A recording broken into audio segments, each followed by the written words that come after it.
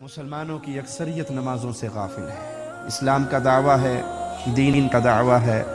آج ایک صاحب سے ہماری عصر کے بعد ملاقات ہوئی، ان کی اس گفتگو کو آپ سنیں تو لگے گا جیسے پورے مسلمانوں کا سب سے بڑا غم اسی کے دل میں ہے۔ انہوں نے کہا جی آج اللہ کی حکومت قائم نہیں ہے، خلافت کا نظام ہونا چاہیے، اللہ کی حکومت غالب ہونی چاہیے، فلاں ہونا چاہیے، وہ بادشاہی نظام ایسا ہے، اس ملک کا نظام ایسا ہے، اس ملک کا نظام ایسا ہے۔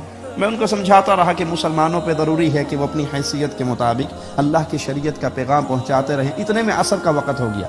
میں نے کہا آئیے اٹھے نماز پڑھتے ہیں۔ کہا میرے تو کپڑے ٹھیک ہوئے نہیں جی، میں نہیں پڑھنی، تسی پڑھ لو۔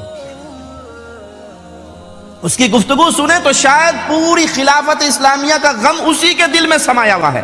اور نماز کا وقت ہوا تو کہا جی وہ انشاءاللہ پھر صحیح اسی نماز پھر پڑھا گئے۔ پیارے نبی صلی اللہ علیہ وسلم نے سچ فرمایا کہ پھر آخری کڑی جب دین کی ٹوٹے گی وہ نماز کی کڑی ہوگی۔ آج اکثریت مسلمانوں کی مسلمان ہے، وہ چاہتی ہے کہ ہم مریں تو ہمارا جنازہ پڑھا جائے، وہ چاہتی ہے۔ عجیب بات ہے، جس نے خود ساری زندگی نماز نہیں پڑھی اس کا جنازہ نہ پڑھو تو پوری قوم لڑنے کے لیے تیار۔ جی ساڈا پیو مریا تسی جنازہ نہیں پڑھیا، اس نے بھائی خود کبھی نماز نہیں پڑھی، اس کا جنازہ پڑھو جو بیچارہ خود نماز پڑھتا تھا، جو خود بے نماز ہے، نہ اس کے غسل کی ضرورت ہے۔